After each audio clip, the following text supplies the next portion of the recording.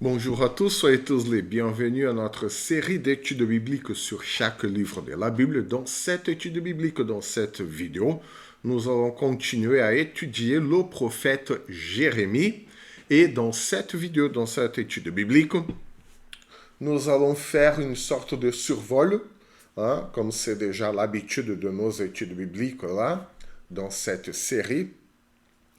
On va voir comment le livre de Jérémie organise son texte et on va voir la progression aussi de sa pensée. Mais il faut quand même dire que le matériel littéraire de Jérémie, son texte, la façon dont il a écrit, ou plutôt dont il a dicté à Baruch, son secrétaire, c'est pas organisé chronologiquement. On a déjà vu ça dans les vidéos précédentes. Parce que Jérémie a vécu un moment, une période vraiment très très compliquée dans la vie de Judas, dans sa propre vie.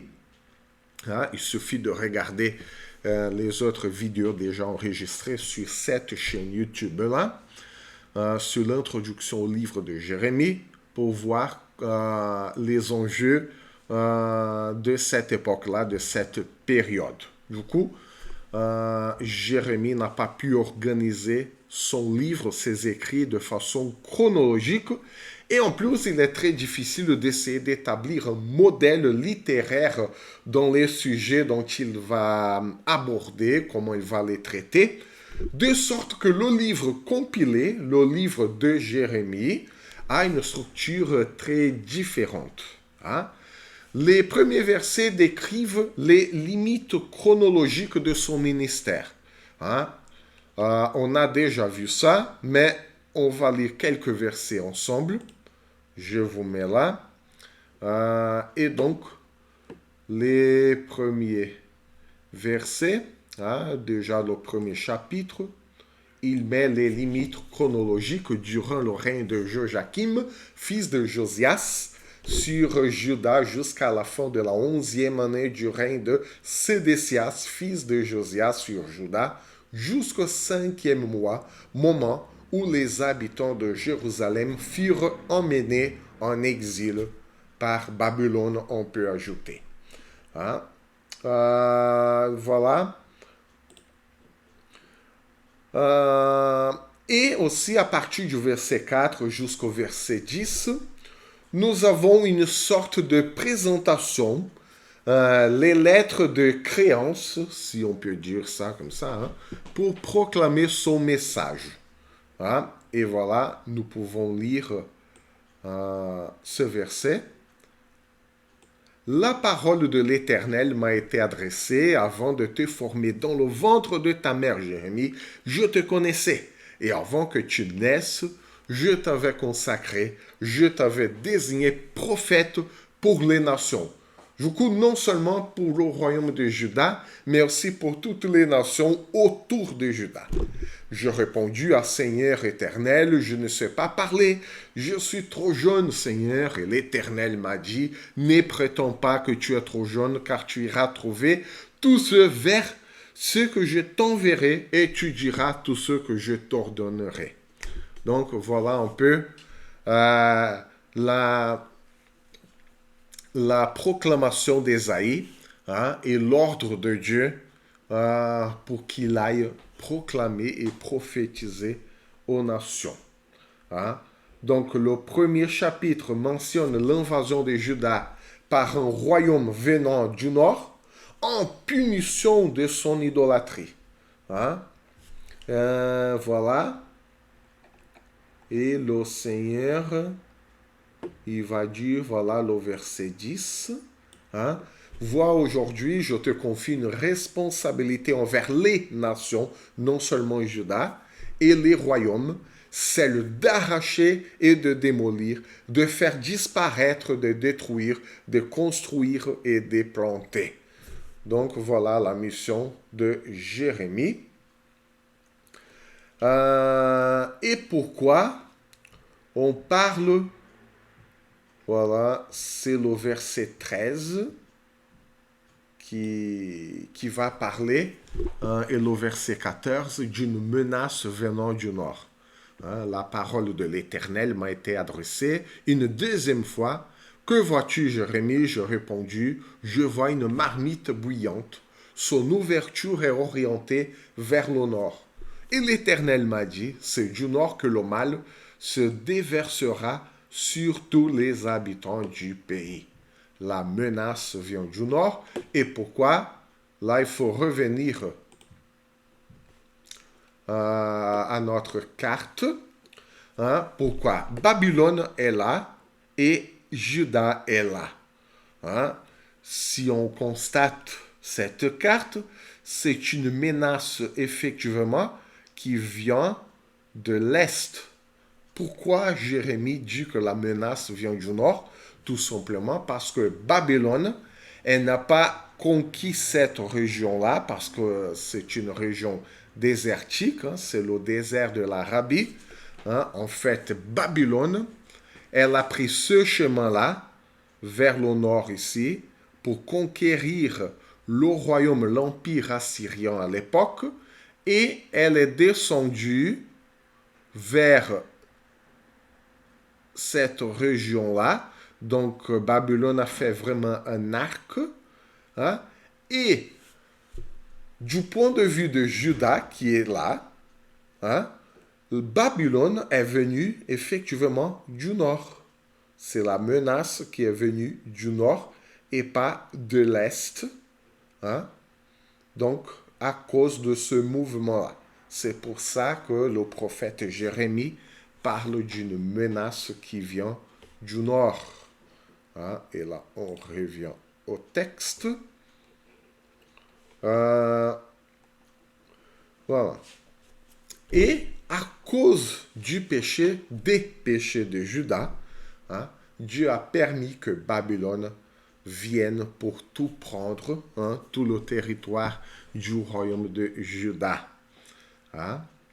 Une autre chose aussi est que les chapitres suivants, hein, vont présenter dans un langage poétique l'accusation de Juda. Hein. Cela veut dire que Jérémie, parfois, il emploie un récit historique, d'autres fois, il va prendre une narrative en prose, et d'autres fois, il va décrire les choses de façon poétique. Hein. Jérémie, il est très, très éclectique, très flexible, la façon comment il a écrit tout ça. Hein. En plus, il faut vraiment penser que Jérémie a écrit après l'ordre de Dieu, après 20 ans de ministère qu'il a commencé à écrire. Et imaginons, hein, Jérémie passait un moment très compliqué, très difficile. Et il commence à écrire un coup une poésie, un coup suivant un récit historique, juste après une prose narrative.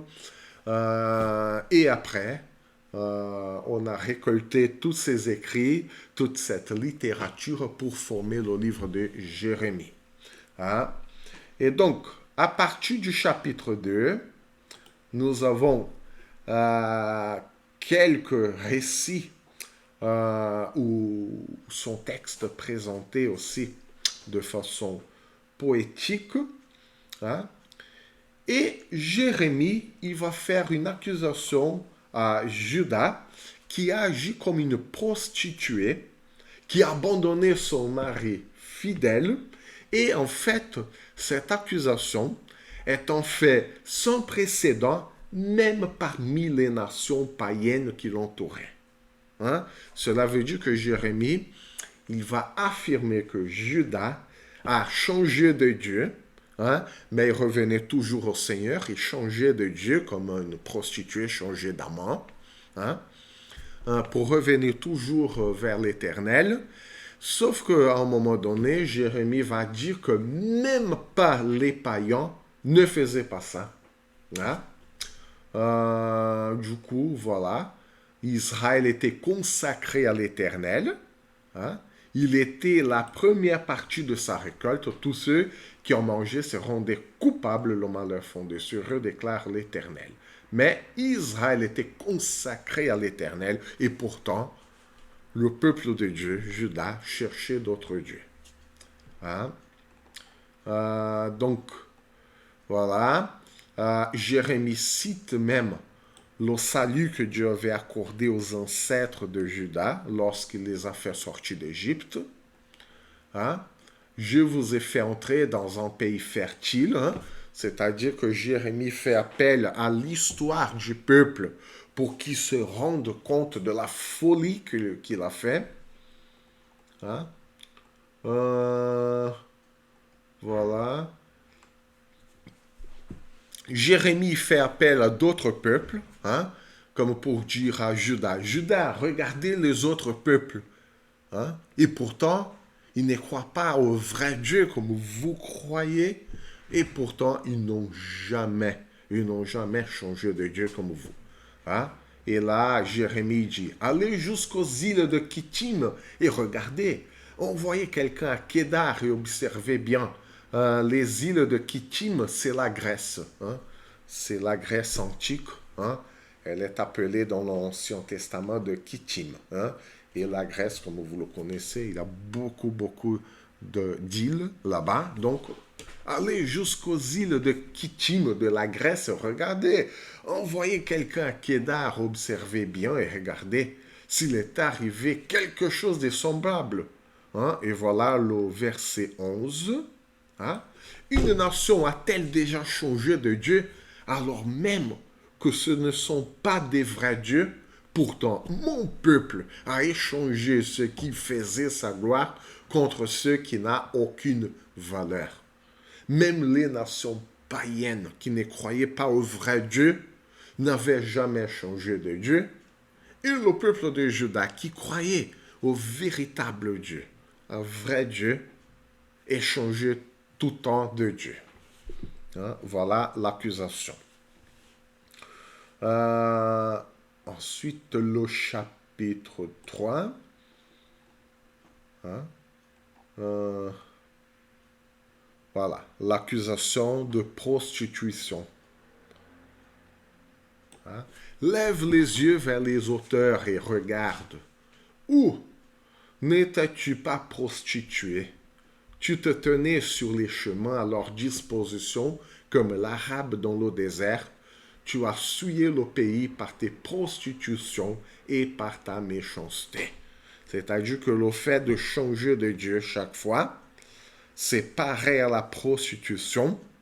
Et chaque fois que Judas changeait de Dieu, hein, il empirait encore sa situation et il avait encore plus de méchanceté, hein, plus d'idolâtrie, plus d'échange de Dieu, plus de méchanceté. Hein. Et là, Jérémie, il fait vraiment référence au désert de l'Arabie, hein, comme on vient de voir là. Hein. Et donc, il fait référence à ça. Il n'y a rien là. Il n'y a rien à faire là. C'est une région désertique. Hein. Et c'est pourquoi Jérémie, il fait cette comparaison comme l'Arabe dans le désert. Hein, et sur le texte qu'on vient de lire, hein, ils ont échangé de Dieu contre des choses qui n'ont aucune valeur. Hein. Donc, on change la fertilité de cette région-là contre quelque chose qui n'a pas de valeur. Parce qu'il n'y a rien là. Il n'y a rien. Donc, voilà la comparaison que Jérémie fait du peuple. Juste après, à partir du chapitre 4 jusqu'au chapitre 10, Jérémie va continuer dans un langage poétique qui va détailler la destruction de Jérusalem et du temple de Jérusalem, ainsi que la déportation de Juda vers l'exil babylonien. Hein? Donc, si on lit tout ce chapitre, on n'a pas le temps de lire, mais voilà, l'annonce d'une invasion étrangère annoncée en Juda proclame-le à Jérusalem, dites, sonnez de la trompette dans le pays, criez à pleine voix, rassemblez-vous et allons dans les villes fortifiées, c'est-à-dire fuyons tous parce qu'on va être détruits. Dressez un étendard vers Sion, hein, c'est le nom poétique de Jérusalem, enfuyez-vous et ne vous arrêtez pas car je fais moi-même venir du nord le malheur et un grand désastre. Le lion s'élance de son taillis et le destructeur des nations est en marche. Il est sorti de chez lui pour dévaster ton pays. Tes villes tomberont en ruine, il n'y aura plus d'habitants. Voilà, c'est un fait accompli. Ce n'est pas encore accompli, mais c'est un fait accompli. Hein? Rappelons-nous, hein? Nous devons nous souvenir quand même de notre frise historique que le début du ministère de Jérémie se situe justement en même moment de la première invasion babylonienne lors du royaume de Josias et le réveil religieux, le réveil à Jérusalem. Hein? Et c'est justement le moment de la chute de l'Empire assyrien, hein? Et la montée en puissance du roi, de l'empereur Nabucodonosor de Babylone. OK? Bon, tout est là. Et ça commence, la première invasion, ça commence les premiers effets de l'invasion babylonienne. Du coup, la menace qui venait du nord, elle est déjà pratiquement là. Elle est déjà de l'actualité dans la vie du peuple. Et pourquoi Jérémie parle d'un lion qui se lance de son taillis et le destructeur des nations? Parce que pour détruire l'empire assyrien, hein, il faut un royaume vraiment puissant. Et c'était le royaume de Babylone, hein, qui a pu s'en emparer. Babylone qui est venue, elle a conquis l'empire assyrien et juste après, elle était là en train d'envahir Juda lorsque Jérémie a écrit ça. Et pourquoi un lion s'élance de son taillis? Parce que si on tape tout simplement symbole babylonienne sur Google, hein, nous verrons que l'un des symboles de Babylone, comme vous pouvez le constater, c'est un lion. C'est un lion, l'un des symboles de Babylone. Voilà. Et même ce symbole-là d'un homme, un lion, avec des ailes et la tête d'un être humain, d'un homme. Hein, et voilà. D'ailleurs, si vous voulez, il y a dans la partie du Moyen-Orient ancien, au musée du Louvre à Paris, tout ça en vrai. Et nous pouvons constater ça, c'est vraiment étonnant. C'est étonnant. Et même ce sont des grands murs, des grandes parois immenses. Hein? Et c'était l'un des symboles de Babylone et Jérémie le savait. Du coup, il écrit littéralement le lion. C'est vraiment Babylone qui vient. C'est un destructeur. Il n'y a rien à faire. Donc voilà, c'est un constat. Hein, c'est un fait accompli. Il n'y a rien que le peuple puisse faire pour changer ça. Hein? Même pas la repentance. Hein? Du coup, il faut juste attendre le moment du châtiment et attendre juste après la restauration de Dieu. Mais il n'y a plus rien à faire pour empêcher le châtiment qui est déjà là, aux portes de Jérusalem. Voilà. Donc, il y a un moment donné dans ses écrits, Jérémie il va faire aussi certaines confessions. Hein, il va se plaindre. Hein, et les confessions de Jérémie sont enregistrées dans les chapitres 11 à 20,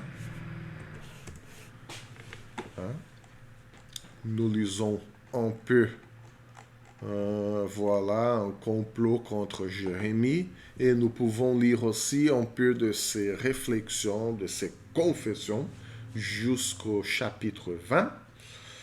Et il va, ces chapitres 11 à 20 dépeignent, même grossièrement, hein, c'est pas un article scientifique, hein, mais il va décrire grossièrement les plaintes de Jérémie à Dieu. Hein. Il ne va pas épargner des mots. Hein. Donc, du coup, si on peut trouver quelques versets.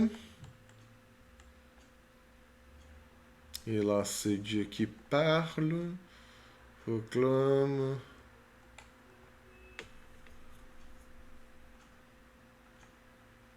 Voilà. Justement, voilà pourquoi Jérémie aussi a tant souffert. Hein? Par exemple, au verset 14, c'est Dieu lui-même qui dit à Jérémie, quant à toi, n'intercède pas pour ce peuple, ne fais entendre ni supplication ni prière pour eux, parce que je n'écouterai pas quand ils feront appel à moi, à cause de leur malheur, que viendrait faire mon bien-aimé dans mon temple alors qu'on s'y livrait à de nombreuses manigances. Qu'on enlève la viande sacrée de chez toi, puisque c'est quand tu fais le mal que tu éprouves de la joie. Voilà un peu le constat de Dieu et pourquoi Dieu n'accepterait plus de supplications, d'intercessions, de prières pour ce peuple. Hein? Et il y a un complot contre Jérémie.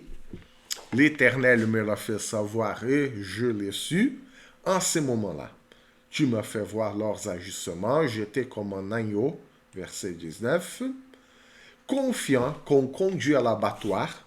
Voilà un peu le sentiment de Jérémie, un agneau qui va vers l'abattoir. J'ignorais les projets qu'ils avaient formés contre moi.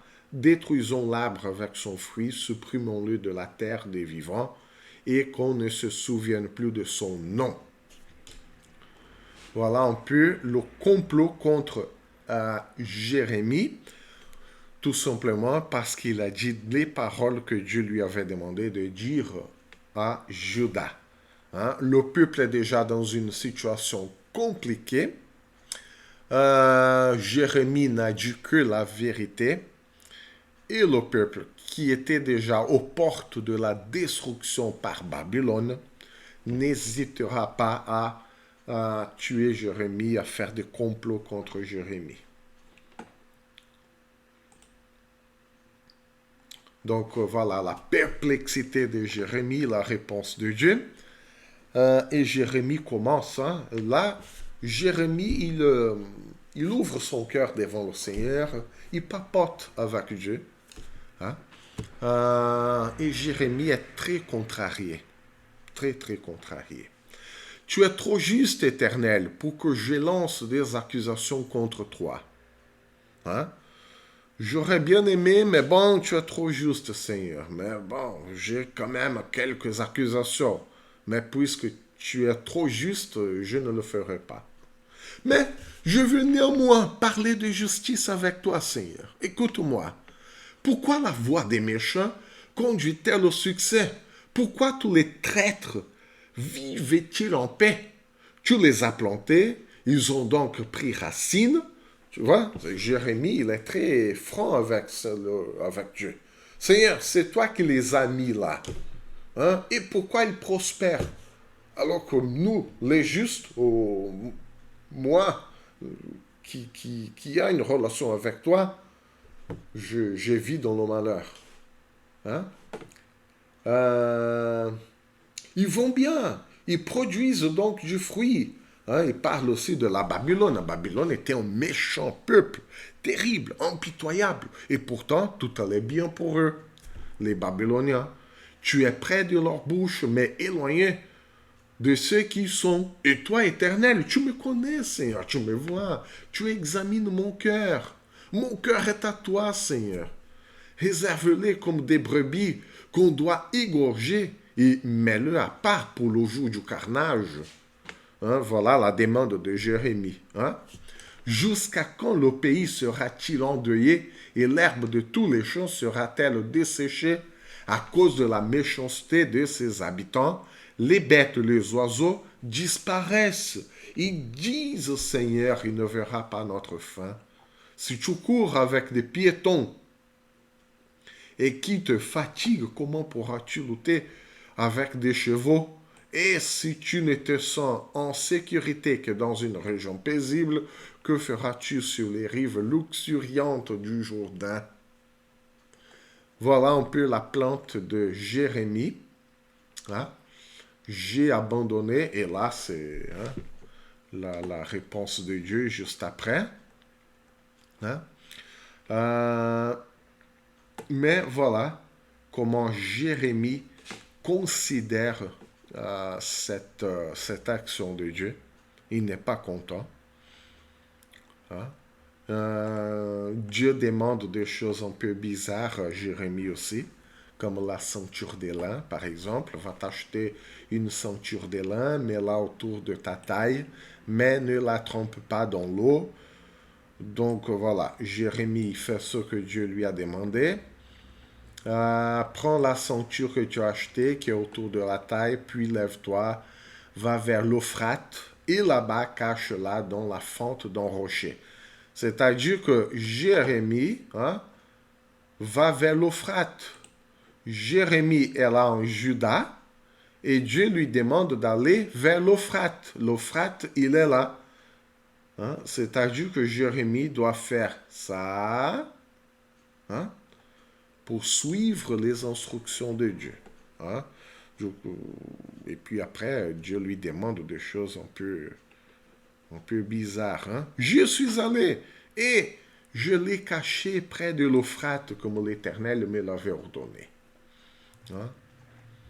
Je suis retourné vers l'Euphrate. J'ai fouillé et j'ai repris la ceinture à l'endroit où j'avais. C'est-à-dire que Jérémie fait un aller-retour. Juste pour réaliser et exécuter ce symbole de la ceinture des lins. Et voilà la parole de l'Éternel qui m'a été adressée. Voici ce que dit l'Éternel. C'est ainsi que je détruirai l'orgueil de Juda et l'orgueil immense de Jérusalem. Voilà. Et pourquoi? Parce que je suis retourné vers l'Euphrate, j'ai fouillé, j'ai repris la ceinture à l'endroit où je l'avais cachée, mais voici que la ceinture était abîmée et elle n'était plus bonne à rien. Voilà, une ceinture neuve. Et puis après, une ceinture abîmée qui n'était plus bonne à rien. Et voilà comment Dieu va détruire l'orgueil de Jérusalem, de Juda. Et le problème là, c'est bien l'orgueil. L'orgueil dans quel sens? De se prendre pour Dieu, de se croire tout-puissant à la place de Dieu. Et voilà le résultat. Une nation encore plus méchante qui est venue pour détruire Jérusalem et tout le royaume de Juda.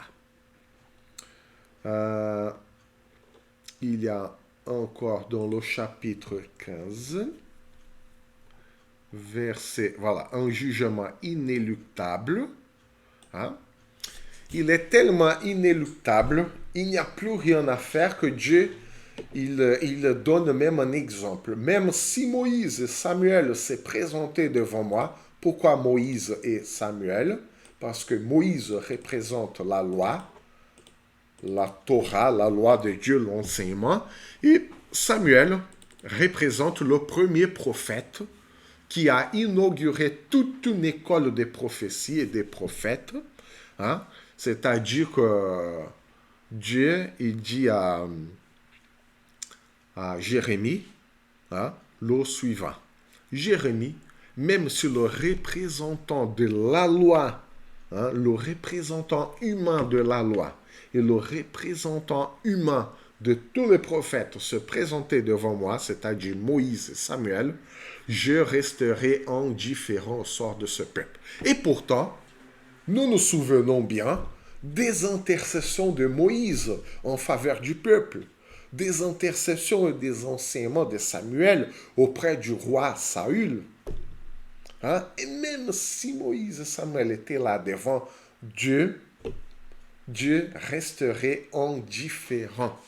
Hein? Dieu est indifférent au peuple de Juda. Hein? C'est-à-dire que même pas la colère de Dieu. Parce que si on exprime sa colère, cela veut dire que il reste encore quelque chose. Mais là, Dieu dit qu'il est indifférent au peuple de Juda. Hein? Plus d'amour, plus de colère, c'est comme si le peuple de Juda n'existe plus. C'est rien. D'ailleurs, c'est rien, tout comme la ceinture des lins dont Jérémie parlait au chapitre 13. Hein? Du coup, le verset 17, voilà, la souffrance et la plainte de Jérémie à partir du verset 10, hein, et Jérémie, il est très sincère. Hein? Malheur à moi, ma mère, de ceux que tu m'as donné naissance. Hein? Pourquoi malheur à moi? Dieu lui avait donné une mission impossible. Hein? Et voilà, Jérémie exprime son malheur. Malheur à moi, ma mère, de ceux que tu m'as donné naissance. Je suis un homme à qui l'on cherche dispute et querelle dans tout le pays. Je n'emprunte ni ne prête rien, et cependant tous me maudissent. Voilà. Dieu m'a donné une tâche et je suis maudit de tous à cause de cette tâche. L'Éternel a dit, c'est certain, je te libérerai pour ton bonheur, j'amènerai l'ennemi à ta rencontre au moment du malheur et de la détresse. Le fer peut-il être inefficace? Le fer qui vient du nord et le bronze? Je livrerai gratuitement au pillage tes biens et tes trésors à cause de tous les péchés que tu as commis sur tout ton territoire. Et là, Jérémie continue. Je ne suis pas resté en compagnie de ceux qui s'amusent pour y prendre mon plaisir. Devant ta main, je me suis assis solitaire, car tu m'avais rempli d'indignation. Seigneur, pourquoi ma souffrance est-elle continuelle? Pourquoi ma plaie est-elle incurable? Pourquoi refuse-t-elle de guérir? Finirais-tu par devenir pour moi comme une source trompeuse, comme une eau dont il faut se méfier? Voilà la plainte de Jérémie. Hein?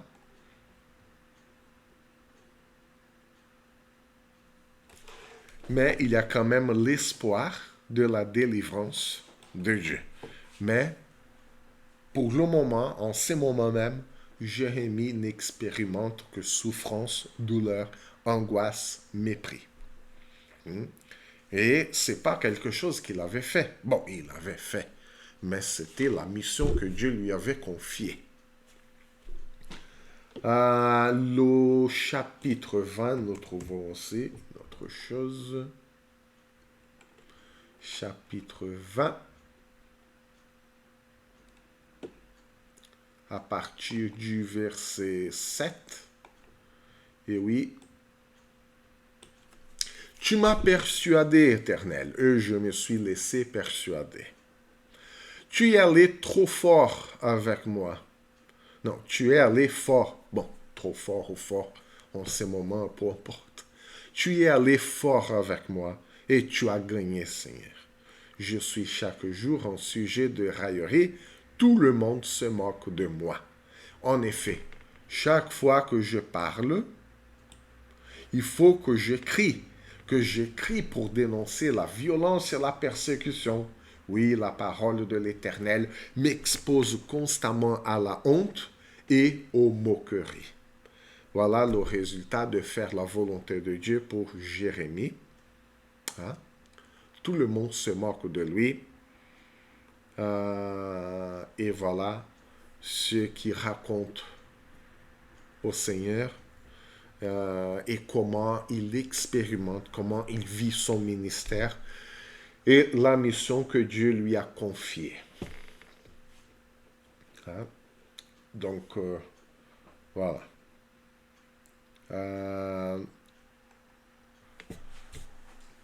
Et cette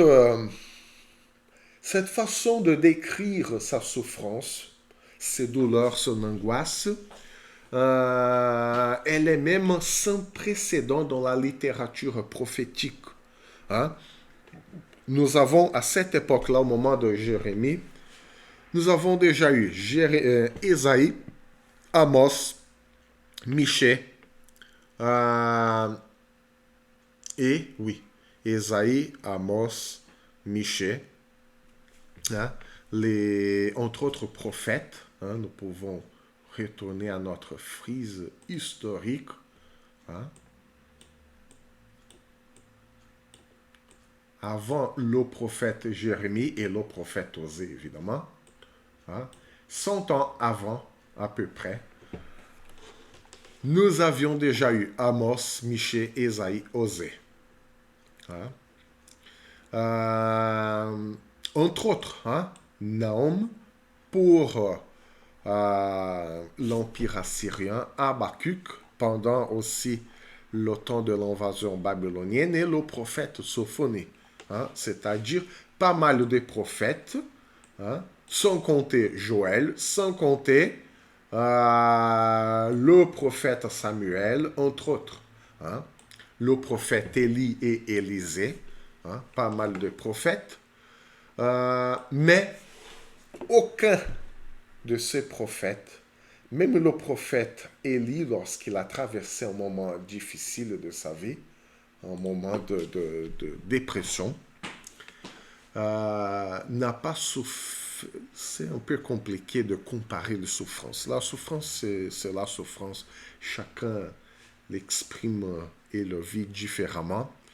Mais dans la littérature prophétique, dans ce qui a été écrit par les prophètes, le prophète Jérémie, il a inventé, il a inauguré une autre façon d'écrire les prophéties.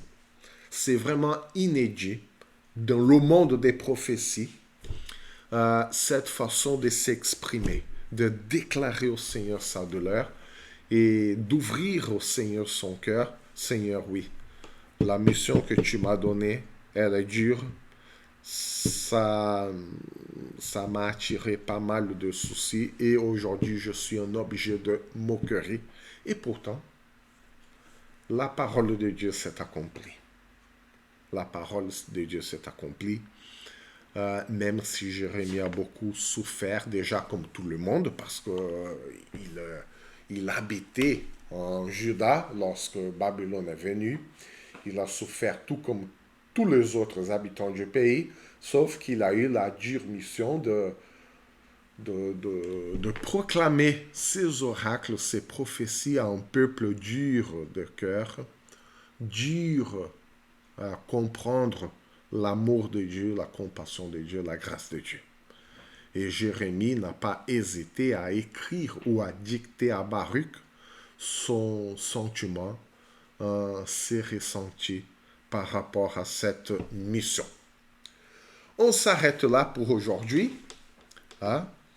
Et dans la vidéo et dans l'étude biblique prochaine, nous allons continuer à partir du du chapitre 21, où l'inévitabilité du jugement de Dieu est annoncée et enregistrée. Hein? Et nous allons voir comment le roi Sédécias a pris les paroles de Jérémie. Ok? Du coup, à la prochaine vidéo, à la prochaine étude biblique. Que le Seigneur vous bénisse et que le Seigneur vous garde.